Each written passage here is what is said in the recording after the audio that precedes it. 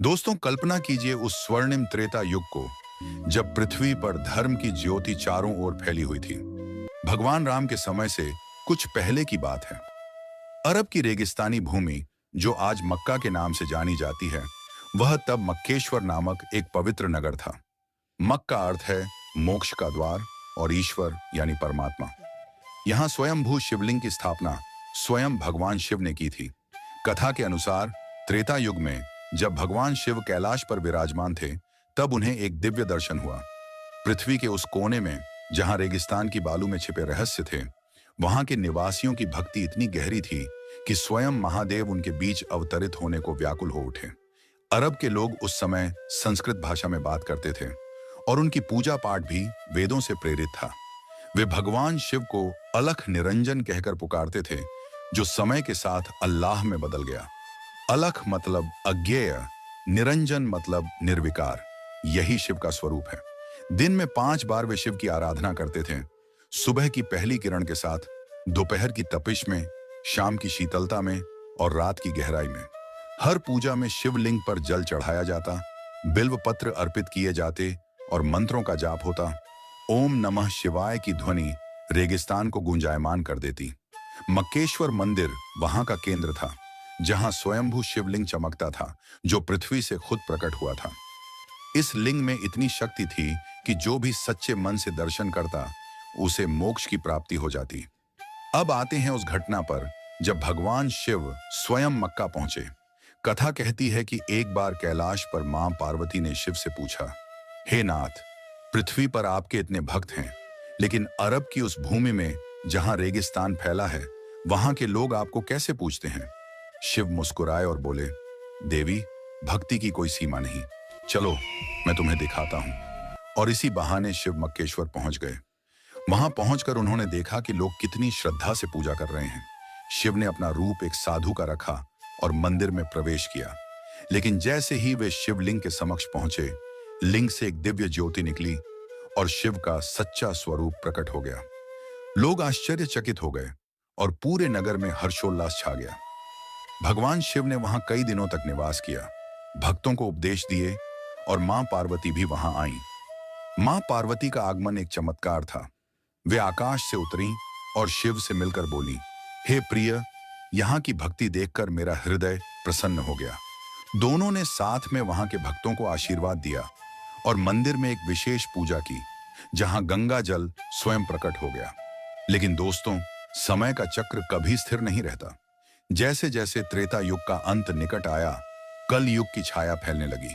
मक्का वासियों में पहले तो भक्ति की लहर थी, लेकिन धीरे धीरे लोभ, क्रोध और अज्ञानता ने घर कर लिया। कुछ लोग शिव की पूजा को भूलकर सांसारिक सुखों में लिप्त हो गए। मंदिर के पुजारी भी प्रभावित हुए और वे शिवलिंग की शक्ति का दुरुपयोग करने लगे। एक दिन एक दुष्ट राजा, जो अरब के एक हिस्से पर शासन करता था, ने सुना कि मक्केश्वर शिवलिंग में अपार शक्ति है।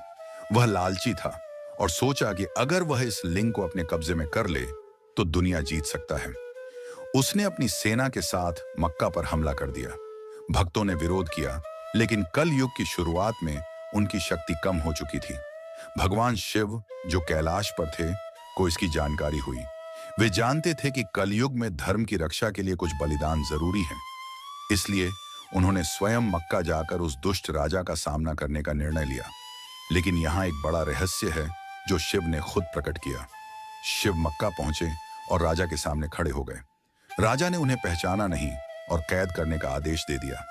लेकिन शिव ने मुस्कुराते हुए कहा, हे राजन, तुम मुझे कैद नहीं कर सकते, क्योंकि मैं स्वयं कैद होना चाहता हूं। राजा हंस पड़ा, लेकिन जैसे ही उसने शिव को स्पर्श किया, एक चमत्कार हुआ। शिव का शरीर शिवलिंग में समाहित हो गया और लिंग एक काले पत्थर के रूप में बदल गया। वही जो आज काबा में है, ऐसा कथा कहती है। अब सुनिए वह रहस्य जो शिव ने कैद होने से पहले भक्तों को बताया। शिव बोले, कल युग में धर्म छिपा रहेगा। लोग मुझे अलग अलग नामों से पुकारेंगे, लेकिन मेरी शक्ति वही रहेगी। इस लिंग में मैं कैद होकर भी मुक्त रहूंगा, क्योंकि कलयुग के अंत में मैं फिर प्रकट होऊंगा। अलख निरंजन का नाम अल्लाह बनेगा। 5 समय की पूजा नमाज बनेगी, लेकिन सच्ची भक्ति वही होगी जो हृदय से निकले। तुम लोग अज्ञानता में पड़ोगे, लेकिन एक दिन सत्य उजागर होगा। भक्त रो पड़े, लेकिन शिव ने कहा, डरो मत, मैं यहां रहकर दुनिया की रक्षा करूंगा। दोस्तों, ये कथा अभी अधूरी है, लेकिन याद रखें, कोई भी कथा या कहानी को अधूरा नहीं छोड़ना चाहिए। इससे हमारे घर में दुख और क्लेश आते हैं। कोई भी कहानी शुरू करें तो उसे पूरा जरूर देखें और नीचे कमेंट में जरूर बताएं कि आपको यह हिस्सा कैसा लगा। अगर आप भगवान शिव के सच्चे भक्त हैं तो ओम नमः शिवाय लिखकर अपनी भक्ति दिखाएं। और हाँ, चैनल को सब्सक्राइब करके भगवान की कृपा प्राप्त करें, क्योंकि ऐसी कथाएं केवल सच्चे भक्तों तक पहुंचती हैं। अब आगे की कथा में हम देखेंगे कि कैसे मां पार्वती ने शिव को कैद से मुक्त करने की कोशिश की और कलयुग के और गहरे रहस्य क्या थे। जैसे ही राजा ने शिवलिंग को अपने कब्जे में लिया, पूरे मक्केश्वर में अंधेरा छा गया। रेगिस्तान की हवाएं चीखने लगीं, मानो प्रकृति खुद रो रही हो। भक्तों ने प्रार्थना की, लेकिन कलयुग की छाया इतनी गहरी थी कि उनकी आवाज दब गई। मां पार्वती कैलाश पर व्याकुल हो उठी। उन्होंने गणेश और कार्तिकेय को बुलाया और बोली, तुम्हारे पिता कैद हो गए हैं, मुझे मक्का जाना होगा। गणेश ने कहा, मां, पिता की लीला अनंत है, वे स्वयं कैद हुए हैं कलयुग की रक्षा के लिए। लेकिन पार्वती नहीं मानी। वे मक्का पहुंची और लिंग के समक्ष खड़ी हो गईं। उनकी आंखों से अश्रु बहने लगे और वे बोली, हे नाथ, आप बिना मुझे बताए चले गए, कलयुग में क्या होगा? तभी लिंग से शिव की वाणी गूंजी, देवी, कलयुग में मनुष्य भूल जाएगा सत्य को। वे लड़ेंगे नामों पर, लेकिन मैं सब में रहूंगा। तुम लौट जाओ, मेरी कैद ही मुक्ति है। भक्तों ने यह दृश्य देखा और समझ गए कि शिव की लीला कितनी गहन है। लेकिन राजा की क्रूरता बढ़ती गई। उसने मंदिर को तोड़ने की कोशिश की, लेकिन हर बार कोई चमत्कार हो जाता। एक बार बिजली गिरी, दूसरी बार रेगिस्तान में तूफान आया। धीरे धीरे अरब के लोग शिव की पूजा भूल गए और नई परंपराएं शुरू हो गईं। लेकिन गुप्त रूप से कुछ भक्त बचे रहे जो रात में लिंग की पूजा करते। कथा कहती है कि आज भी काबा में वह शिवलिंग है और सर्कलिंग करना, तवाफ, तांडव नृत्य का प्रतीक है। अब सुनिए कलयुग के बारे में शिव का वह बड़ा रहस्य। शिव ने भक्तों से कहा, कल युग में 4 युगों का चक्र पूरा होगा। लोग विज्ञान की ओर जाएंगे, लेकिन आध्यात्मिकता खो देंगे। युद्ध होंगे, प्राकृतिक आपदाएं आएंगी, लेकिन अंत में सतयुग लौटेगा। मैं कैद होकर इंतजार करूंगा उस समय का जब मेरा नाम फिर गूंजेगा। अल्लाह, शिव, विष्णु सब एक हैं, भेदभाव मत करना। यह सुनकर भक्तों का मन शांत हुआ, लेकिन अज्ञानता फैलती गई। मक्का वासी संस्कृत भूल गए, पूजा के तरीके बदल गए, लेकिन शिव की शक्ति वहीं रही। त्रेता युग के अंत में मक्केश्वर नगर में अंधेरा छा गया था। दुष्ट राजा ने शिवलिंग को अपने कब्जे में ले लिया था और मां पार्वती ने कैलाश से मक्का पहुंचकर शिव से संवाद किया। शिव ने उन्हें बताया कि उनकी कैद कलयुग की रक्षा के लिए एक लीला है। लेकिन दोस्तों, यह कहानी यहीं खत्म नहीं होती। अब हम उस दौर में प्रवेश करते हैं जब मक्का में अज्ञानता की छाया और गहरी हो गई और एक सच्चे भक्त ने शिव को मुक्त करने की ठानी। लेकिन क्या वह सफल हुआ और शिव ने कलयुग के बारे में और क्या रहस्य बताया? आइए जानते हैं। मक्केश्वर में उस समय एक भक्त रहता था जिसका नाम था सूर्यवंशी। वह एक साधारण रेगिस्तानी कबीले का सरदार था, लेकिन उसकी भक्ति इतनी प्रबल थी कि वह रात में चुपके से शिवलिंग के पास जाकर पूजा करता था। सूर्यवंशी को स्वप्न में भगवान शिव ने दर्शन दिए और कहा, हे भक्त, मेरी कैद का समय अभी पूरा नहीं हुआ है, लेकिन तुम्हारी भक्ति मुझे मुक्त कर सकती है। एक विशेष पूजा करो जिसमें मां पार्वती, गणेश और कार्तिकेय को भी आमंत्रित करो। सूर्यवंशी ने यह बात अपने कबीले के कुछ विश्वास पात्र लोगों को बताई। लेकिन उस समय मक्का में दुष्ट राजा का आतंक इतना था कि कोई भी खुलकर शिव की पूजा करने की हिम्मत नहीं करता था। सूर्यवंशी ने हार नहीं मानी। उसने गुप्त रूप से एक योजना बनाई।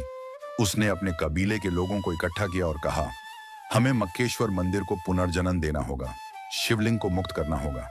उसने तय किया कि वह अमावस्या की रात को एक महापूजा करेगा, जिसमें वह गंगा जल, बिलपत्र और विशेष मंत्रों का जाप करेगा। लेकिन यह इतना आसान नहीं था। राजा के सैनिकों को खबर मिल गई और उन्होंने सूर्यवंशी को पकड़ने की कोशिश की। लेकिन कहते हैं कि जब शिव की कृपा हो तो कोई शक्ति भक्त को रोक नहीं सकती। रात के अंधेरे में रेगिस्तान की हवाओं के बीच सूर्यवंशी मंदिर पहुंच गया। वहां उसने देखा कि शिवलिंग पर अब धूल जमा हो चुकी थी और मंदिर की दीवारें टूटने लगी थीं।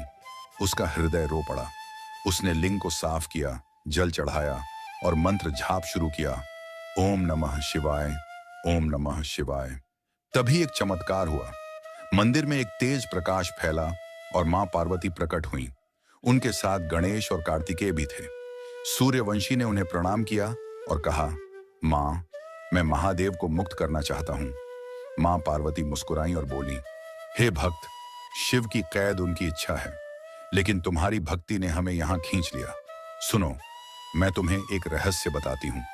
और फिर मां पार्वती ने वह रहस्य खोला जो कलयुग के लिए था। उन्होंने कहा, कलयुग में लोग मेरे प्रिय को अलग अलग नामों से पुकारेंगे।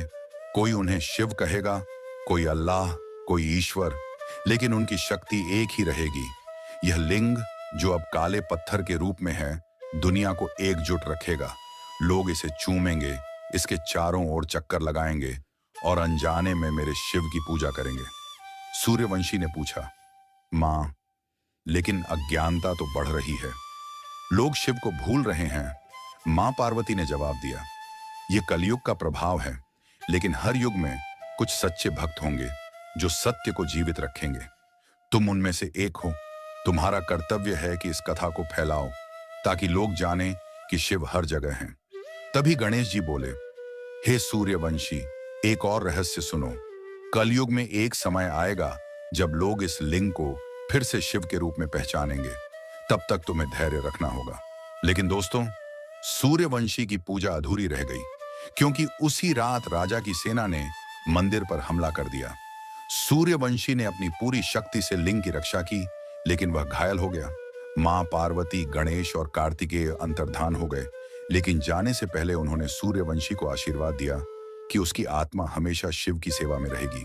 कहते हैं कि सूर्यवंशी की मृत्यु हो गई, लेकिन उसकी आत्मा आज भी मक्का में भटकती है, शिवलिंग की रक्षा करती है। अब मक्केश्वर में परिवर्तन और तेज हो गया। मंदिर पूरी तरह नष्ट हो गया और लोग शिव की पूजा भूल गए, लेकिन उस काले पत्थर में शिव की शक्ति आज भी मौजूद है। कथा कहती है कि जो लोग सच्चे मन से उस पत्थर को स्पर्श करते हैं, उन्हें शिव का आशीर्वाद मिलता है, भले ही वे इसे किसी और नाम से पुकारें। लेकिन दोस्तों, यह कथा अभी खत्म नहीं हुई है। एक और बड़ा रहस्य बाकी है जो शिव ने सूर्यवंशी को बताया था। वह रहस्य जो कलयुग के अंत से जुड़ा है। मक्केश्वर नगर में अब अंधेरा और गहरा हो चुका था। स्वयंभू शिवलिंग, जो कभी त्रेता युग में भक्तों के लिए मोक्ष का द्वार था, अब एक काले पत्थर के रूप में बदल चुका था। दुष्ट राजा की सेना ने मंदिर को पूरी तरह नष्ट कर दिया था और मक्का वासियों के दिलों में अज्ञानता की जड़ें गहरी हो गई थीं। लेकिन भगवान शिव की लीला इतनी गहन थी कि उनकी शक्ति उस पत्थर में आज भी जीवित थी। सूर्यवंशी, वह सच्चा भक्त जिसने अपनी जान देकर शिवलिंग की रक्षा की थी, उसकी आत्मा अब भी मक्का की रेगिस्तानी हवाओं में भटक रही थी। यह कथा अब उस रहस्य की ओर बढ़ती है जो शिव ने कलयुग के अंत के लिए बताया था, और कैसे मक्केश्वर का सत्य फिर से उजागर होने वाला था। सूर्यवंशी की मृत्यु के बाद मक्का में बहुत कुछ बदल गया। लोग अब संस्कृत भूल चुके थे और अलख निरंजन का नाम धीरे धीरे अल्लाह में बदल गया। दिन में 5 बार की पूजा अब नमाज के रूप में हो रही थी, लेकिन उसका मूल शिव की भक्ति से ही जुड़ा था। कथा कहती है कि मक्केश्वर का वह काला पत्थर, जिसे आज काबा में हजरे अस्वद के नाम से जाना जाता है, वही स्वयंभू शिवलिंग है। भक्तों का मानना है कि जब लोग काबा के चारों ओर तवाफ करते हैं, तो वे अनजाने में शिव के तांडव नृत्य का अनुसरण करते हैं। यह तवाफ 7 चक्करों में पूरा होता है और कहते हैं कि यह 7 चक्रों का प्रतीक है जो मानव शरीर में शिव की शक्ति को जागृत करते हैं। लेकिन सूर्यवंशी की आत्मा शांत नहीं थी। वह हर रात काबा के पास प्रकट होती और शिवलिंग की रक्षा करती। एक बार कलयुग के प्रारंभ में एक साधु मक्का पहुंचा। उसका नाम था आदि शंकर।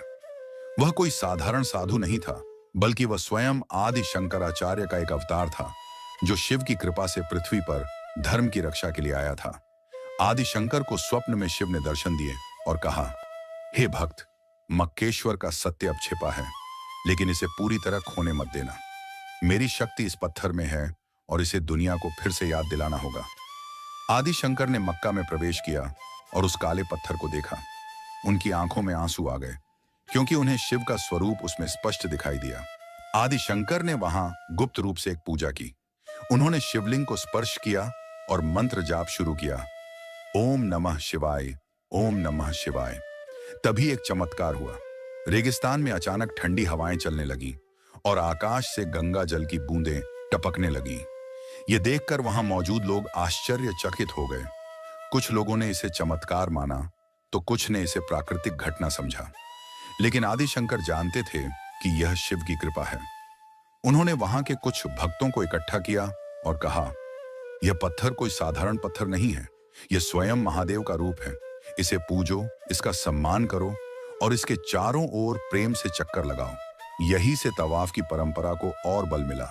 हालांकि लोग अब इसे शिवलिंग के रूप में नहीं पहचानते थे, लेकिन शिव का रहस्य यहीं खत्म नहीं हुआ। आदि शंकर को शिव ने एक और गहरी बात बताई। उन्होंने कहा, कलयुग में लोग मेरे नाम पर लड़ेंगे। वे मंदिर, मस्जिद और अन्य पूजा स्थलों को अलग अलग समझेंगे, लेकिन मेरी शक्ति हर जगह एक समान है। ये पत्थर, ये काबा, ये मक्केश्वर का लिंग सब एक हैं। जो सच्चे मन से मेरी पूजा करेगा उसे मैं हर रूप में मिलूंगा। आदि शंकर ने यह संदेश फैलाने की कोशिश की, लेकिन कलयुग की छाया इतनी गहरी थी कि लोग उनके संदेश को पूरी तरह समझ नहीं पाए। फिर भी उन्होंने भारत लौटकर कई शिव मंदिरों की स्थापना की और मक्केश्वर की कथा को गुप्त रूप से कुछ शिष्यों को बताया। समय बीतता गया और मक्का अब पूरी तरह बदल चुका था। वहां के लोग अब शिव को अल्लाह के रूप में पूजने लगे, लेकिन उनकी भक्ति का मूल वही था, प्रेम और समर्पण। कथा कहती है कि मां पार्वती समय समय पर मक्का आती थी। वे एक साध्वी के रूप में वहां प्रकट होती और काले पत्थर को स्पर्श करके शिव से बात करती। एक बार जब मां पार्वती वहां पहुंची, उन्होंने देखा कि लोग तवाफ कर रहे हैं, लेकिन उनके मन में भेदभाव बढ़ रहा है। मां पार्वती ने शिव से कहा, हे नाथ, आपके भक्त अब एक दूसरे से अलग हो रहे हैं, क्या यह आपकी लीला है? शिव ने जवाब दिया, देवी, यह कलयुग का प्रभाव है, लेकिन चिंता मत करो, मेरी शक्ति इस पत्थर में बनी रहेगी। एक दिन जब सतयुग की वापसी होगी, लोग फिर से समझेंगे कि मैं हर रूप में एक हूं। शिव ने आगे बताया, कलयुग में 4 बड़े संकट आएंगे। पहला संकट होगा अज्ञानता का, जहां लोग सत्य को भूल जाएंगे। दूसरा संकट होगा युद्ध का, जहां लोग मेरे नाम पर एक दूसरे से लड़ेंगे। तीसरा संकट होगा प्रकृति का, जब पृथ्वी क्रोधित होगी। और चौथा संकट होगा आत्मा का, जब लोग मेरे बिना जीने की कोशिश करेंगे।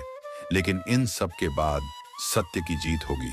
मेरा लिंग फिर से प्रकट होगा और लोग फिर से ओम नमः शिवाय का जाप करेंगे। मां पार्वती ने पूछा, नाथ, यह कब होगा? शिव मुस्कुराए और बोले, जब मेरा एक सच्चा भक्त इस पत्थर को फिर से शिवलिंग के रूप में पहचानेगा। वह भक्त मेरे नाम को फिर से गूंजाएगा और मक्केश्वर का सत्य दुनिया के सामने आएगा। कथा कहती है कि वह भक्त अभी तक नहीं आया है, लेकिन कुछ गुप्त संतों का मानना है कि वह भक्त कलयुग के अंत में प्रकट होगा। वह एक साधारण इंसान होगा जिसके हृदय में शिव के प्रति अपार भक्ति होगी। वह मक्का जाएगा, काले पत्थर को स्पर्श करेगा और उसमें शिव का स्वरूप देखेगा। उसकी भक्ति इतनी प्रबल होगी कि शिव स्वयं प्रकट होंगे और मक्केश्वर का सत्य फिर से स्थापित होगा। तब लोग समझेंगे कि शिव, अल्लाह और अन्य सभी नाम एक ही परमात्मा के हैं। लेकिन दोस्तों, यह समय अभी दूर है। तब तक हमें शिव की भक्ति में लीन रहना होगा। मक्का का वह काला पत्थर आज भी शिव की शक्ति का प्रतीक है। जो लोग सच्चे मन से उसे स्पर्श करते हैं, उन्हें शिव का आशीर्वाद मिलता है, भले ही वे उसे किसी और नाम से पुकारें। कथा कहती है कि हर साल हज के दौरान जब लाखों लोग काबा के चारों ओर चक्कर लगाते हैं, शिव का तांडव नृत्य अदृश्य रूप से होता है। रेगिस्तान की हवाएं शिव के मंत्रों को गुनगुनाती हैं और गंगा जल की बूंदें चुपके से पत्थर को स्पर्श करती हैं। सूर्यवंशी की आत्मा आज भी वहां मौजूद है। कहते हैं कि वह हर अमावस्या को काबा के पास प्रकट होता है और शिवलिंग की रक्षा करता है। कुछ लोगों ने दावा किया है कि उन्होंने रात में एक तेजस्वी साधु को वहां देखा, जो मंत्र जाप करता है और फिर गायब हो जाता है। यह सूर्यवंशी की आत्मा है जो शिव की प्रतीक्षा कर रही है। शिव की यह लीला हमें सिखाती है कि भगवान का स्वरूप एक है, चाहे उसे किसी भी नाम से पुकारा जाए। कल युग में हमें भेदभाव छोड़कर प्रेम और भक्ति को अपनाना होगा। मक्केश्वर की कथा हमें याद दिलाती है कि शिव हर जगह है, मंदिर में, मस्जिद में, हृदय में।